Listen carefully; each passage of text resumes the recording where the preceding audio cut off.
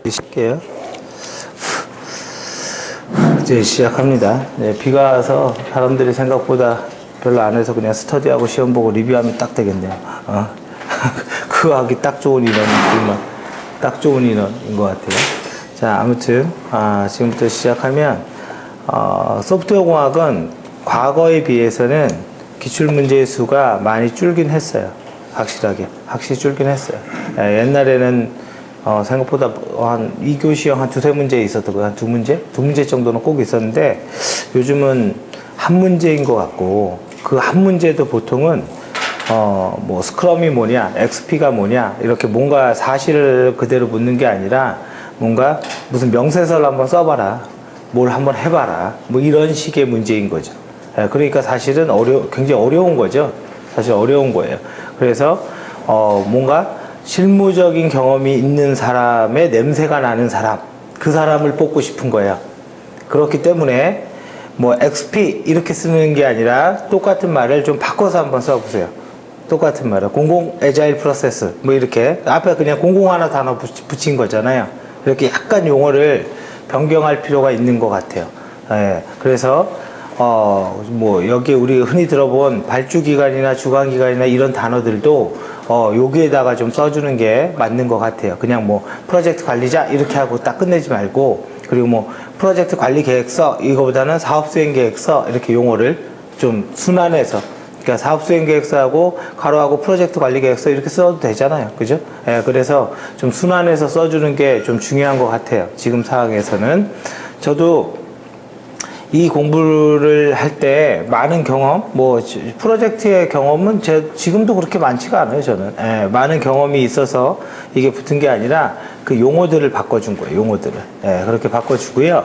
그리고 뭐 여기 뭐라고 쭉 적혀 있는데 크게 두 개입니다. 하나는 개발 방법, 두 번째 프로젝트 관리. 딱 두 개예요. 근데 프로젝트 관리는 외운다고 해결이 되지가 않아요. 예를 들어서 뭐 옛날에는 PM복에 나와 있는 범위관리 이런 식이었지만 요즘은 이제 그런 패턴이 아니에요. 그냥 뭐 일정관리, 범위관리 이렇게 PM복에 있는 거 그대로 내는 패턴이 아니니까 한번 보고요. 이제 계속 쭉 보자고요. 내용은. 자, 첫 번째 보죠. 상세한 요구사항이 포함된 RFP 체계를 구체한 공공 소프트웨어 사업 제안 요청서 가이드라인에서, 사실은 원래 이렇게는 잘 안 되는데 특정 가이드라인을 이렇게 지목하면서 기술 제안 요청서의 세부 작성 지침의 항목들을 나열하고 기술 제안 요청서의 세부 작성 지침의 항목을 나열하래. 이걸 어떻게 나열해? 모르겠네. 뭐 그냥 만들어 쓰는 수밖에 없겠죠. 나열하고 설명하시오라고 했습니다. 자, 그러면 한번 쭉 봐보죠. 여러분들이 소프트웨어 공학의 답을 쓸 때는 일단 기본적으로 이거에 대해서 너무 그렇게 신경 쓰지 마세요. 이 풀이는. 왜냐면 이 풀이는 지금 문제가 이렇게 딱 그냥 박혀 나왔기 때문에 이런 풀이가 만들어진 거예요. 그러니까 오히려 이 풀이를 그대로 보는 게 이 문제는 더 도움이 안 될 수도 있어요. 그래서 그냥 요구사항하고 제안서다 이렇게만 보시면 될 것 같고요. 그리고 제안서에서 제안 요청서라는 요 말은 소프트웨어 공학에 어떤 식으로든 나오게 된다라고 보셔도 돼요. 글을 쓰다가 얘기하는 겁니다. 자, 그래서 그냥 이렇게 그냥 하나 메모만 해두세요. 제안 요청서를 작성하는, 우리가 그냥 제안 요청서라고 보고 그냥 한번 보죠. 뭔지 모르겠지만 그냥 봐보세요. 제안 요청서를 작성하는 목적 이렇게 써도 되지만 그냥 똑같은 말인데, 전자정부 사업에서 제안 요청서의 중요성 이렇게만 좀 바꾸라고요. 어휘를 그냥 말을 조금 바꿔준 것밖에 없는 거죠. 내용은 똑같은데 그냥 목적글에도 맞잖아요. 그죠? 내용 자체는 똑같지만 단어들을 좀 바꿔주세요. 그럼 전자정부 사업이란 이렇게 해도 돼요. 전자정부 사업이란 전자정부 법에 근거하여 소프트웨어를 개발, 재사용, 재사용 그래도 재개발, 유지 및 운영을 하는 사업을 총칭함. 그냥 이렇게 쓴 거예요. 그냥 별로 어려운 글 없죠, 사실은. 여기에서 그냥 전자정부 사업이란 내가 이제 말을 이렇게 썼으니까 그냥 이렇게 써준 것 뿐인 겁니다. 그냥. 그래서 전자정부 사업이란 전자정부법에 근거해서 소프트웨어를 개발하거나 뭐 개발 및 유지보수 하려다가 그냥 약간 좀 나눠준 것 뿐인 거예요. 유지보수 하는 사업의 총칭이다. 자, 그러면 이거 중요성 쓰려고 그랬는데 아무튼 계속 나가보죠. 그대로. 자, 전자정부 사업이 가지는 특징도 쓸 수 있나요?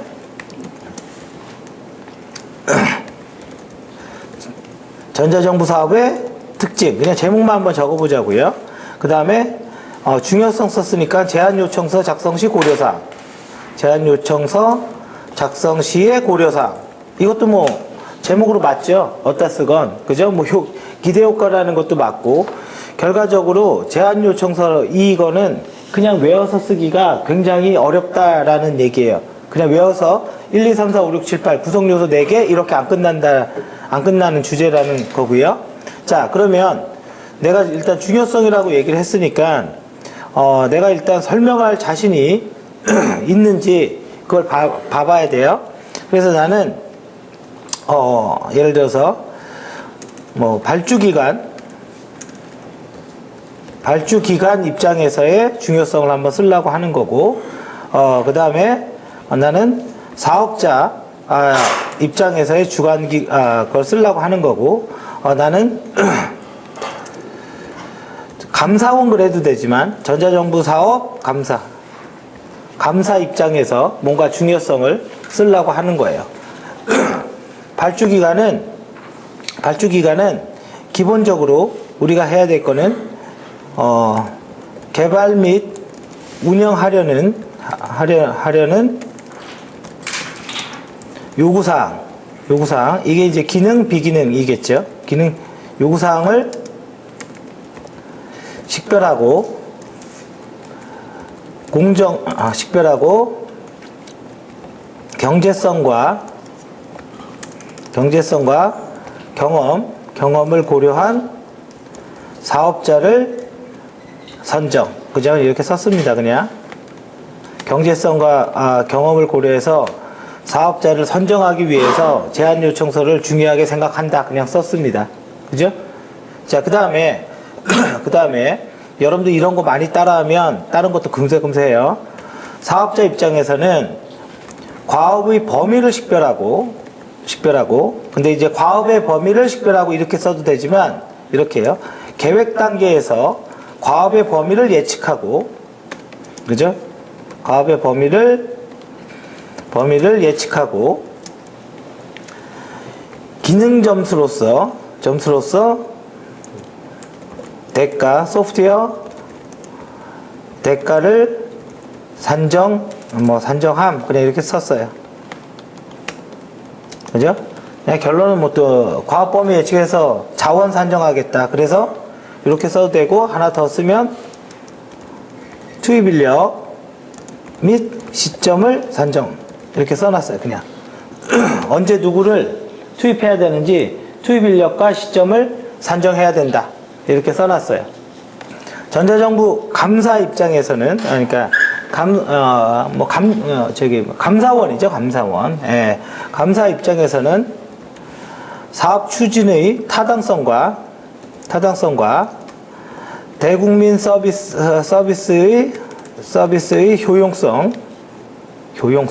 효용성을 고려하여 사업의 성과를 객관적으로 판단하는 기준이 됨.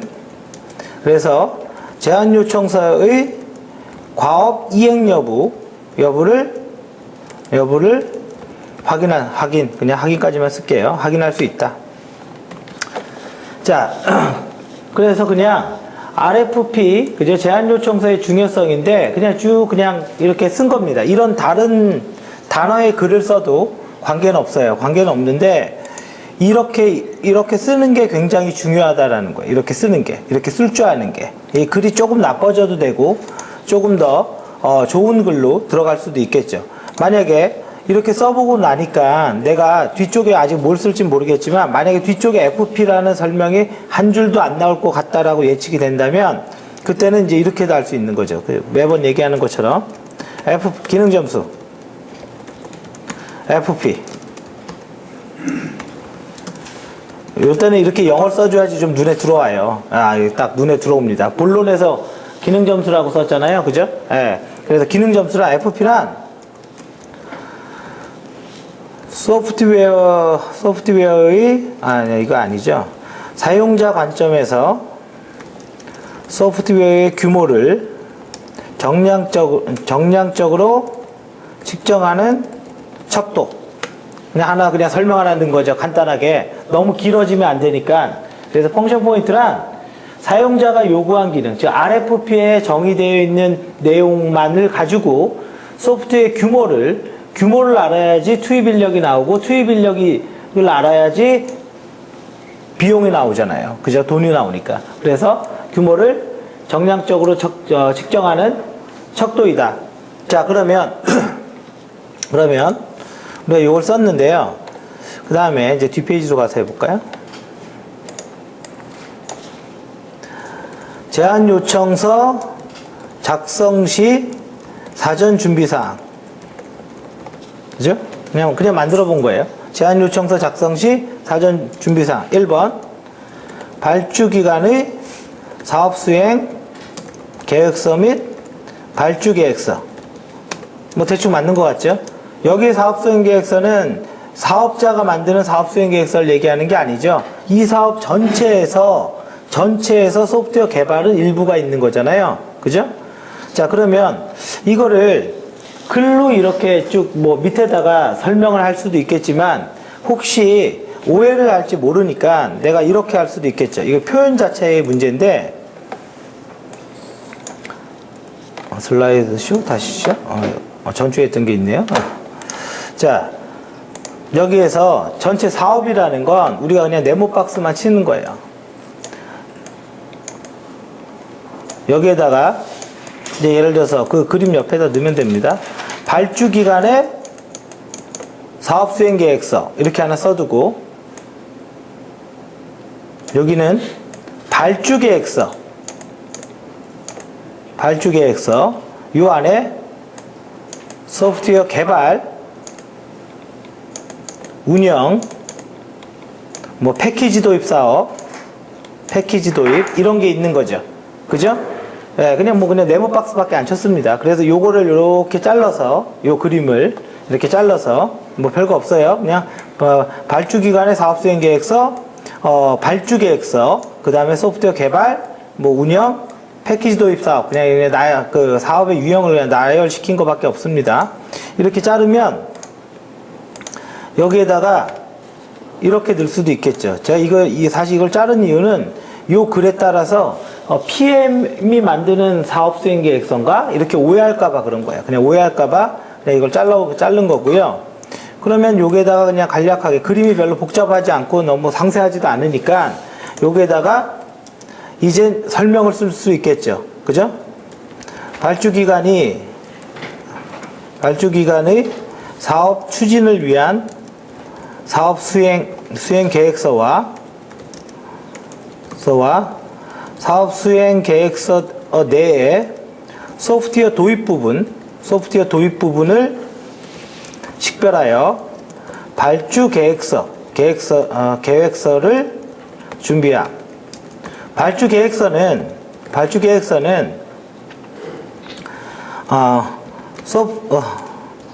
소프트웨어 개발 및 운영의 기대 효과, 그 다음에 참여 업체의 조건, 그 다음에 경험, 그 다음에 과업의 범위를 식별함. 그냥 쓴 거예요, 그냥. 그죠? 그냥 이렇게 그냥 쓴 겁니다. 그래서 원래 글로 쭉 쓰려고 하다가 그냥 이렇게 그냥 쭉쭉 나가도 될 것 같습니다. 예. 그러면 이것도 또 다른 답이 되는 거죠. 예. 또 다른 답이 되는 겁니다. 그래서 이런 거를 준비해야 된다. 그리고 RFP 작성 중에 우리가 RFP 작성하기 전에 RFI를 통한 RFI를 통한 사전 정보 획득, 사전 정보 획득 이렇게 할 수도 있겠죠. RFP는 말 그대로 이거 만들어줘, 그거 보고 입찰해라 그 얘기인 거고, RFI는 그거 RFP 하기 전에 어떤 정보에 대해서 알려고 하는 거예요. 그래서 업체들한테 이런 정보 있으면 줘봐, 뭐 이런 문서입니다. 자, 그래서 RFI는 정보 제공 요청서이니까 신기술, 그냥 신기술 이렇게 쓰지 말고 가로하고 이렇게 쓰는 게 훨씬 나아요. 빅데이터 이런 식으로 IoT 신기술 및 그죠?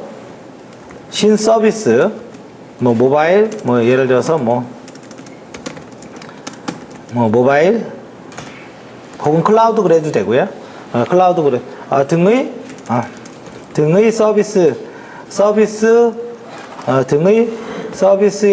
대한 소프트웨어 산업에 대해서 사전에 위험을 낮추기 위하여 위험을 사전에 낮춘다. 리스크 위험 완화 전략인가요? 그렇죠? 그러면 위험 완화 전략 이렇게 하나 써주면 돼요. 이렇게 그죠? 위험을 낮추기 위하여 관련 정보를 획득하고 검토함. 그래서 쓴 겁니다. 그냥 그죠? 그냥 이렇게. 자, 그래서 이렇게 쓰면 사실은 뭐 여차하면 뭐 다 설명할 수 있죠. 빅데이터, IoT, 위험 완화 전략이 뭔지, 계획 같은 걸 변경해서 뭐 어쩌고 저쩌고, 그죠? 이렇게 쓸 수 있는 거죠. 자, 그래서 지금 보면 제안 요청서 하나라는 거로, 제안 요청서라는 건 솔직히 이해할 것도 없어요. 이 물건 필요한데 물건에 대한 스펙을 문서로 만들어서 공지하는 거예요. 그럼 그 공지를 보고 우리가 만들어 줄게, 이게 제안서고, 그죠? 그러니까 제안 요청서는 솔직히 이해할 게 없는 거예요. 그러면 그 한마디 말을 가지고 전자정부 사업의 제안 요청서, 그 다음에 제안 요청서의 사전 준비 사항, 이거를 만들어낸 거죠. 그죠? 자, 전자정부 사업의 특징 하기 전에 계속 갑니다. 제안 요청서 작성 시에 주의사항 이렇게 해도 되고, 공공에서 이래도 되고요. 공공사업에서 전자정부라는 말은 너무 많이 써먹어서 이제 그만 써먹으려고 해요. 공공사업에서 제안요청서 작성 시 고려사항. 이거를 이제 여기 쓰기 전에 이제 짱구를 굴려봐야 돼요. 표를 이 모양으로 할 건지 밑으로 둘 건지, 이게 짱구를 잘 굴려야 돼요. 자, 봐보세요. 여기에 이 주의사항 중에 하나는 뭐 이런 거죠. 입찰 제한해라, 뭐 그런 거. 그리고 또 그냥 대충 봐서 써질 것 같은 거는 뭐 의무감리 대상인지 식별해서, 그러면 감리도 RFP에 꼭 넣어라, 뭐 이런 거. 그 다음에 뭐 법률적인 내용이 있어서 뭐 법률적인 어떤 법률은 뭐 어떤 거를 준수해야 된다라고 뭐 명시해 놔라. 패키지 도입 사업은 패키지 도입의 어떤 조건인지 그걸 명시해 놔라, 뭐 이런 내용들일 거란 말이죠. 이게 굳이 안 써봐도. 그리고 또 개발 보안, 뭐 웹 보안성, 웹 접근성 어쩌고 저쩌고 이런 거 있죠. 그죠? 그런 내용들일 거라는 거죠. 그래서 고려사항하고 그냥 그런 생각이 나중에 났으면 이렇게 써도 돼요. IT 컴플라이언스 측면에서 이렇게 써도 돼요. 앞에서 무슨 단어가 먼저 기억이 나서 문장이 잘 나오면 좋지만 문장은 그렇게 순서대로 잘 나오지 않아요. 그리고 지금 말한 게 뒤쪽에 혹시 또 본문에 써지진 않을까? 이것도 생각해 봐야 돼요. 그래서 모든 건 이게 서론이라면 적당히 해야 되고, 본론이라면 쭉 들어가야 돼요. 근데 우리가 지금 쓰고 있는 거는 서론 같아요. 그죠? 그래서 그냥 이렇게 만들어 놨어요. 입찰 참여 제한. 이거 하나 넣은 거죠, 그냥. 입찰에 대해서. 자, 그 다음에 또 뭐가 있죠? 그냥 정보시스템 감리 그래도 되고, 의무감리, 대상사업. 그죠? 이게 우리가 의무감리 대상사업이냐. 그러면 여기는 뭐로 나와요? 5억 이상 소프트웨어 개발 사업은 전자정부법에 의하여 의무감리 대상임 이거잖아요. 그리고 금액과 관계없이 대국민 서비스의 경우 금액과 관계없이, 사업비와 관계없이, 금액보다 사업비가 낫겠네요, 단어가. 사업비와 관계없이 의무감리 대상 이거잖아요. 지금 이거 감리의 정의죠. 감리, 그죠? 네, 감리의 정의죠. 이렇게 집어넣는 거라고요. 입찰 제한은 대통령령이 정하는 기상, 국방, 그 다음 또 뭐 있죠? 국민이 아니라 국방인데, 네, 국방 등의 사업을 제외하고, 등이라고 그랬으니까 우리 범위 정확히 모르니까 대통령령이 정하는 사업이 명확하지가 않습니다. 그죠? 등을 제외하고 대기업 참여 제한을 실시해야 함. 맞죠, 지금? 이해되시죠? 예, 이렇게 쓴다고요. 그러니까 입찰 제한을 공지를 해야 되고, 그래서 참여 가능한 기업을 식별하고 조건을 뭐 제시해야 함. 이거는 뭐 한 줄 쓰기가 뭐해서 그냥 한 줄 더 넣은 거예요. 옆에 줄이 많으니까 그냥 줄수 맞힌 거예요. 줄수. 이 내용과 줄수 맞힌 겁니다. 이 내용과. 그 다음에 법률적 조건 뭐가 있겠어요? 개인정보보호법 이렇게 나오는 거죠. 개인정보 보호법, 그죠? 그 다음에 뭐 특허법은 왜 들어가요? 그리고 얘하고 특허청 이러면 되잖아요. 다른 법률 내가 잘 모르겠었어요. 이런 식으로 쓰면 되잖아요. 해당 사업에 맞게. 정보통신 망법. 그럼 정보통신 망법에 어디가 들어가겠어요?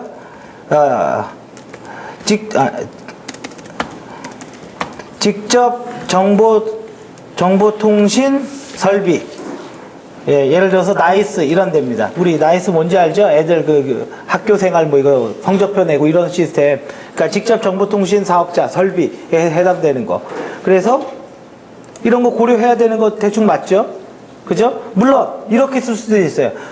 사업자의 경험을 고려해서 뭐 프로젝트 스펙을 뭐 이렇게 넣어라 뭐 이렇게 넣을 수도 있고, 인력의 최소 조건을 넣어라 이렇게 할 수도 있지만, 그거는 나중에도 쓸 수 있는 거거든요, 지금. 그래서 그냥 이렇게 잡아준 거예요. 그래서 이 블럭들을 전부 다 알고 있어야 돼요. 그래서 단어들도 제가 조금씩 바꿔서 쓰려고 하잖아요, 최대한. 예, 그래서 이렇게 알아두시고요. 자, 이제 봐보세요. 이게 고려사항이었죠? 이게 고려사항이었습니다. 맞죠? 네, 고려사항. 전자정부 사업의 특징이라는 건 아직 쓰지 않았습니다. 근데 사실은 이게 또 특징이 되기도 해, 가만히 보면. 그죠? 그리고 여기에다가 우리가 이럴 수도 있겠죠. 이 거버넌스 프레임워크를 이용하여 소프트웨어를 개발하셔야 됩니다. 맞죠? 전자정부 프레임워크를 써서.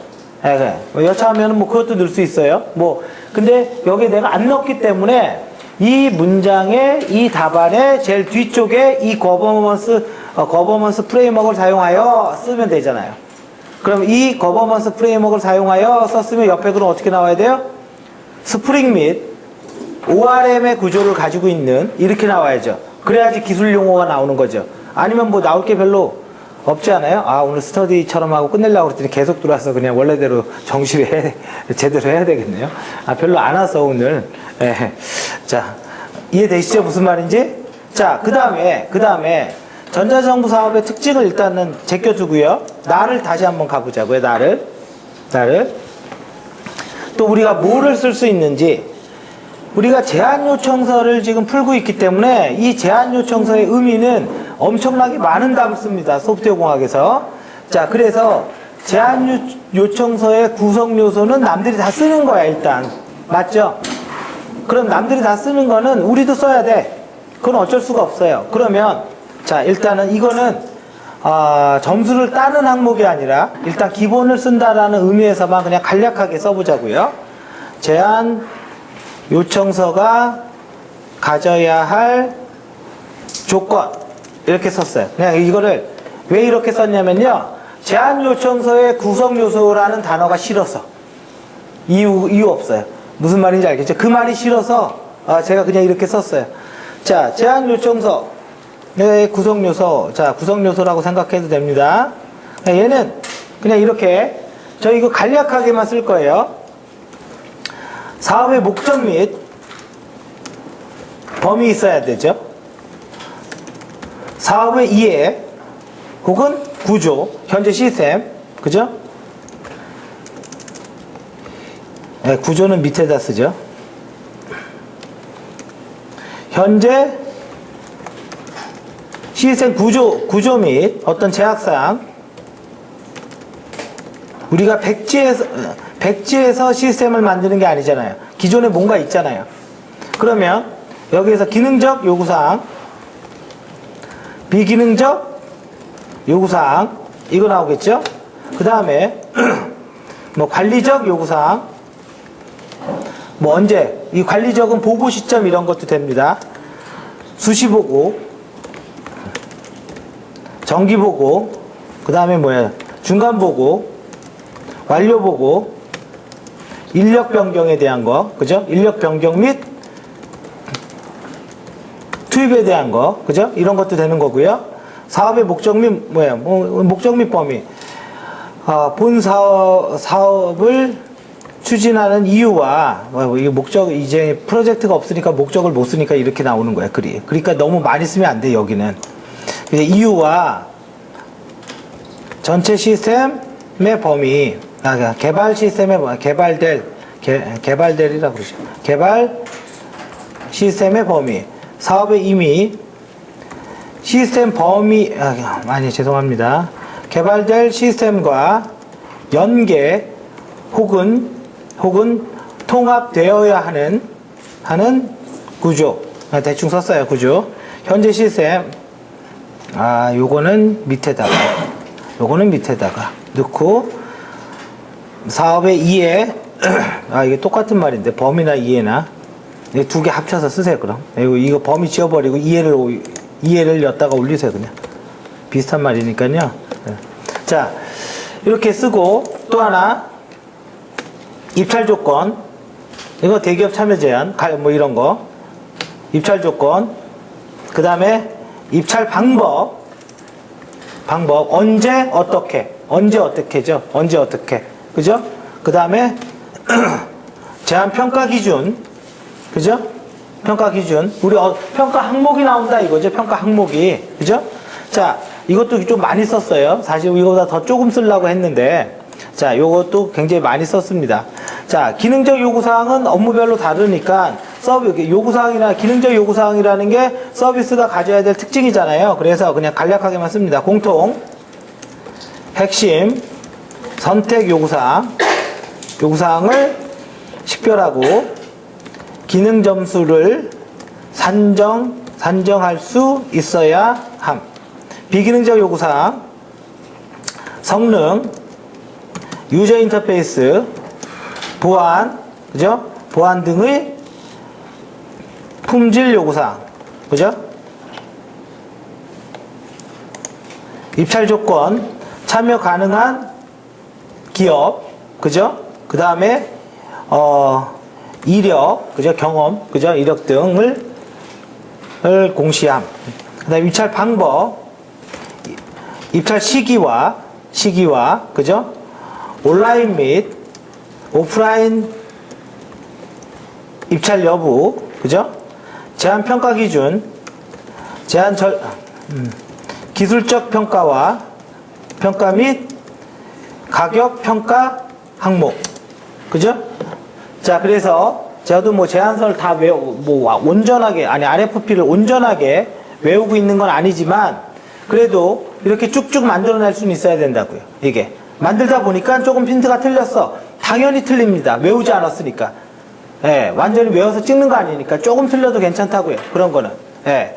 자, 그래서 그냥 남들도 이 정도는 쓸 것 같으니까, 이 정도는 쓸 것 같으니까 나도 그냥 한번 넣어본 거예요. 그냥 무난하게 가려고. 요 부분은 특별히 뭐 이게 대단해서 이걸 넣어본 건 아니고, 그러면 이거를 대단하게 만드는 건 뭘까요? 사실은 이 부분은 우리가 어떻게 할 수가 없어요. 왜? 해당 뭐가 없어. 뭐가 있어야지 이걸 쓰죠. 지금 뭐를 만드는지도 모르는 상황인데. 근데 우리가 이 부분은 또 얘기가 다를 수도 있습니다. 이 부분은. 그래서요. 아, 그러면 혹시 이게 되나? 한번 체크해 봐야 돼요. 자. 제안 요청서에서 기능적 요구사항의 예시. 이렇게 두고요. 이제 이런 표로 가는 거예요. 이런 표로. 이렇게 해놨어요. 그러면 우리가 아까 뭐라고 그랬냐면 공통 요구사항이라고 그랬죠. 공통 요구사항. 그리고 밑에다가, 위에다가 해도 됩니다. 반드시 요구사항 아이디를 부여하여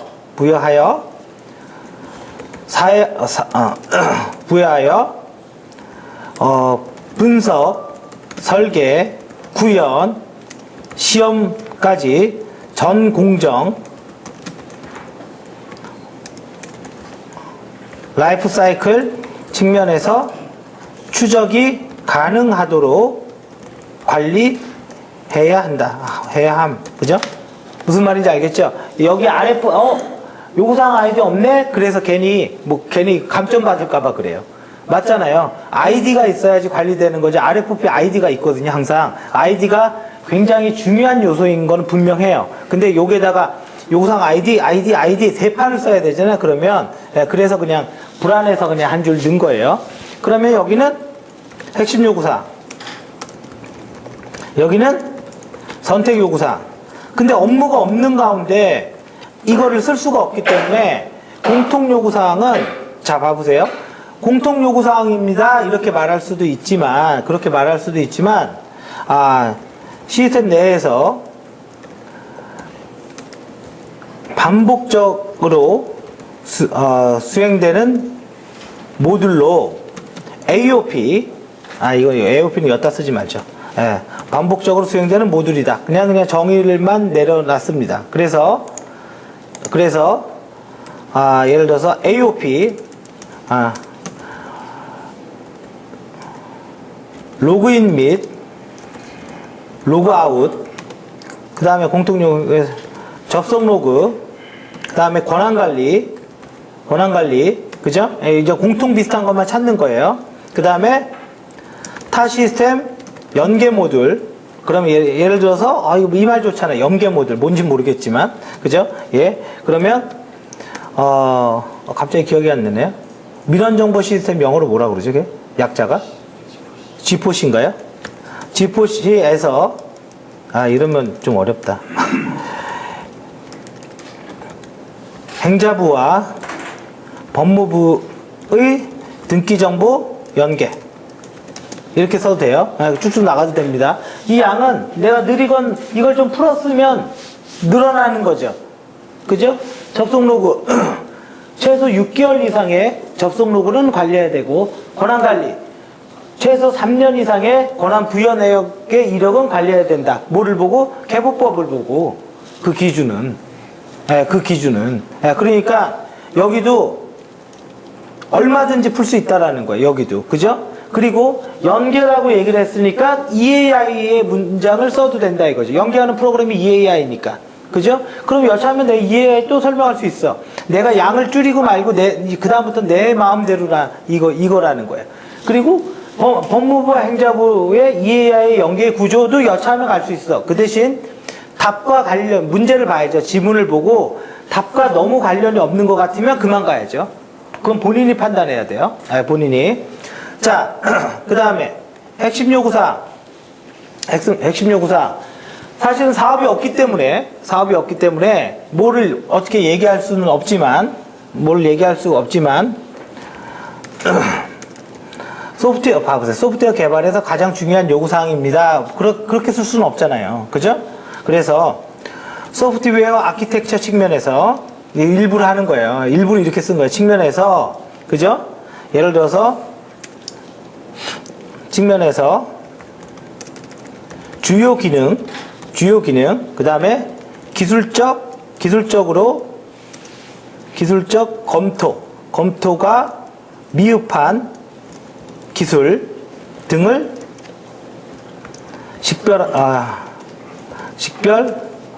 기술적 검토가 미흡한 기술 등.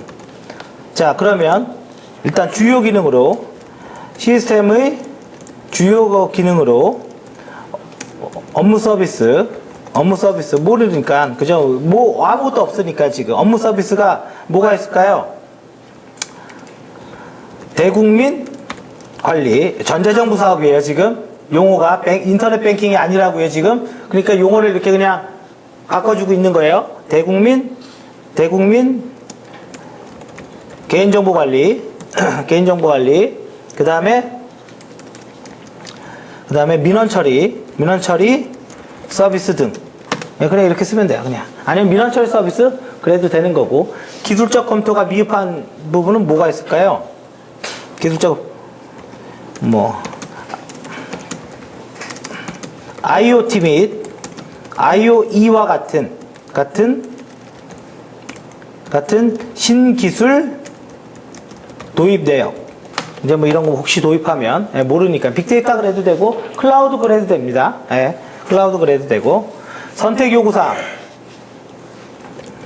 반드시 해야 하는 것은 아니지만 서비스 품질 측면에서 사업자가 선택할 수 있는 요구사항. 이런 거는 사실은 없죠. 사실은 없어요. 뭘 선택해서 하고 이런 거의 없습니다. 이런 거는. 근데 만약이라는 말은 좀 그런데요. 제안서에서 사업자가 제시한 추가 제안이 있다면 이거 좀 말이 꼬였어요. 필수 요구사항이 된다. 요구사항이 돼. 그냥 하나 썼어요. 이거 지금 RFP 쓰고 있는데 제안서 말이 나왔네. 이게 무슨 말인지는 알겠죠? 제안서에 사업자가 제시한 추가 요구사항이 있다면 걔는 필수예요. 그죠? 필수가 됩니다. 그럼 위에 핵심에 가로하고 여기 필수라고 써주세요. 필수. 그죠? 이렇게 써주면 되니까요. 자, 그래서 뭐 여기 썼는데 별 쓸 거 없어. 그럼 안 써도 돼요. 안 써도 됩니다. 자, 아무튼 기능적 요구사항 이렇게 나왔죠. 그럼 이런 형태로 비기능적 요구사항도 쓸 수 있나요? 자, 근데 비기능적 요구사항은 우리가 이럴 수도 있어. 문제점을 쓸 수도 있어요. 가만히 보면 비기능적 요구사항을 성능평가를 해야 되는데 그 성능평가를 언제 하고 어떻게 해야 되고 이런 게 명확해야 된다라고 문제점을 쓸 수도 있어요. 자, 똑같은 형태로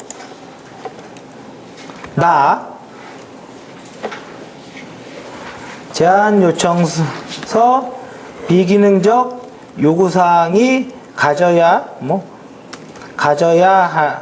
할 항목 이렇게 놨어요. 이제 제목을 좀 바꿨습니다. 제안 요청서에서 비기능적 요구사항이 가져야 할 항목 이렇게 써놨습니다. 그러면 이거의 의미는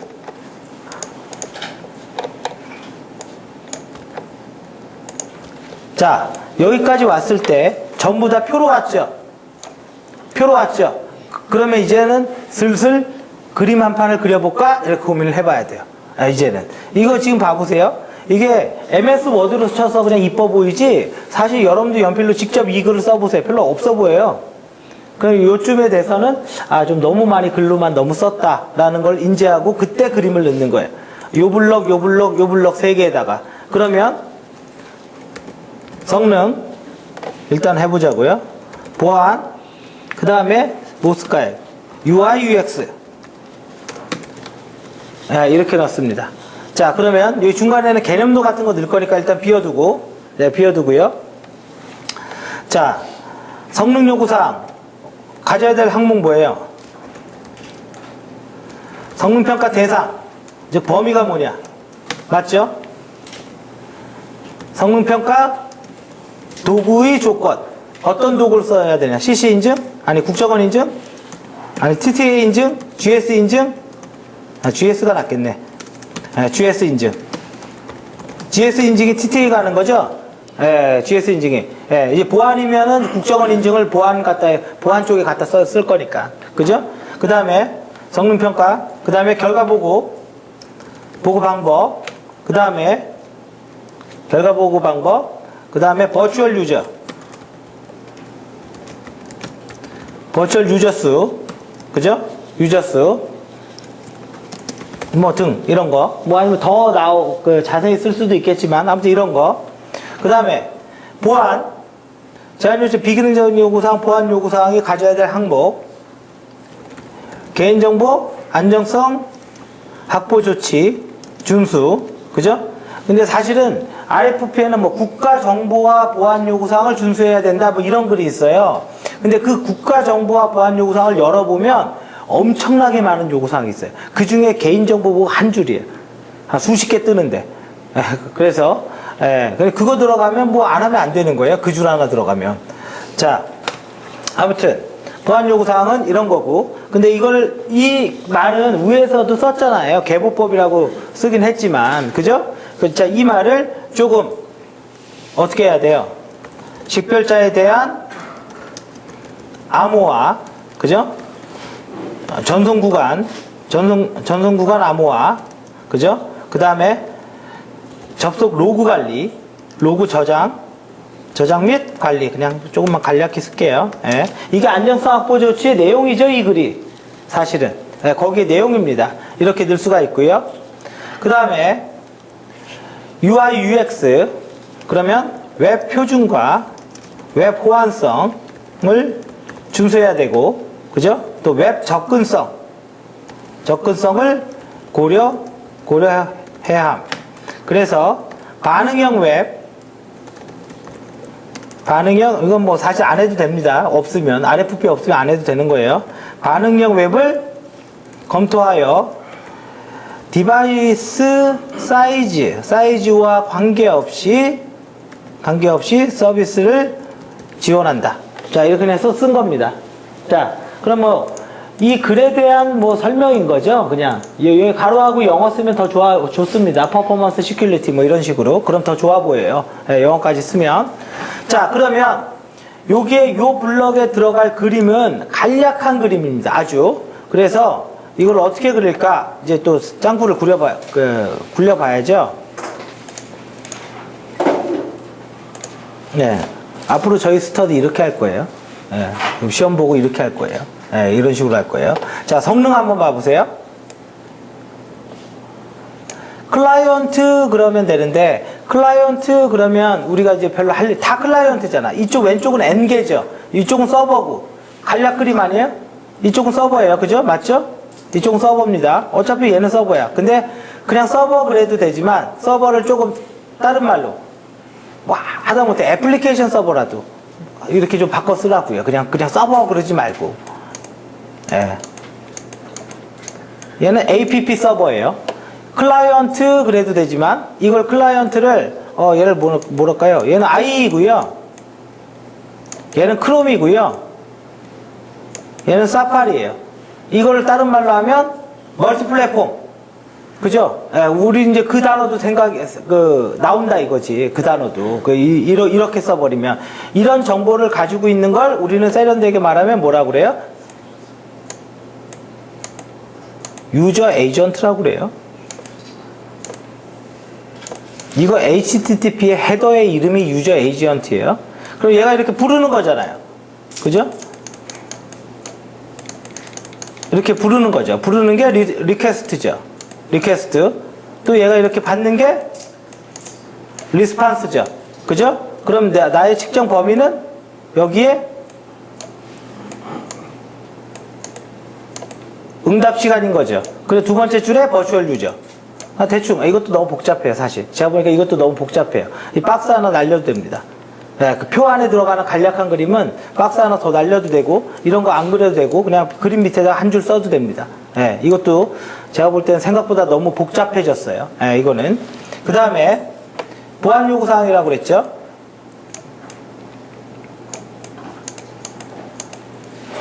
암호화, 이거 암화라고 썼네. 암호화 대상, 로그DB, 그죠? 로그 관리 DB 이런 거 필요하죠? 그죠? 그래서 앞에서 요게 접근 통제 이렇게 기록한다. 그리고 요 정도 박스로 딱 넣으면 돼요. 표가 3판짜리입니다. 요 정도 레벨이 딱 맞아요. 그림은. 이거 너무 복잡해요. 그림 안에 넣기에. 이거 간략히 좀 더 줄여야 됩니다. 아니면 위아래로 두면 돼요. 서버, 클라이언트. 이렇게 두면 훨씬 더 줄어들 것 같습니다. 자, 유저, 아까 UI, UX 나왔죠? 그럼 여기는 안드로이드, iOS, 혹은 PC, 그냥 PC. 그러면 end user, connected device 그러면 되겠네. 그죠? connected device. 이렇게. 요 정도 레벨의 그림이 딱 맞아요. 요 정도 레벨의 그림을 갖다가 그 표 안에다가 3판을 딱 넣는다 이거죠. 이건 너무 복잡해요. 너무 복잡한 것 같아요. 이거는. 자, 박스만 그리고 그냥 글밖에 쓴 게 없어요. 사실은. 자, 그러면 여기가 막상 딱 그려보면 이게 조금 좋아 보여요. 확실히 좋아 보입니다. 그래서 이렇게 보니까 지금 그냥 RFP 갖고 정리를 그냥 쭉쭉 나갔는데 일단 여기서부터 여기까지 요것만 봤을 때 반페이지 양이 됩니다. 실제로 쓰면. 이게 반페이지가 안 되면 여러분들 글씨를 너무 작게 쓰거나 너무 촘촘히 쓰는 거예요. 이 정도면 충분히 반페이지가 나와요. 그 다음에 여기서부터 여기까지도 반페이지 정도 나와요. 여기서부터도. 그러면 한 면이 된 거죠. 이미 한 면. 그리고 요건 반페이지 조금 부족할 수 있어요. 요건 부족. 근데 뭐 한 칸 띄고 뭐 대충 맞으면 맞출 수도 있습니다. 한 면 반, 두 면 반, 3면이죠. 그죠? 이제 다 썼잖아요. 그죠? 예, 여기서 이제 더 쓰고 싶으면 뭐 웹 표준이 뭔지 아세요? 설명하면 되고요. 그죠? GS 인증이 뭔지 아세요? 설명하면 되고, 분리발주와 분할발주 뭔지 아세요? 이거 설명하면 되고. 이제 그런 쪽으로 한번 봐보죠. 분리발주와 분할발주. 이거 잠깐 쉬었다가 하죠. 너무 많이 나와가지고. 원래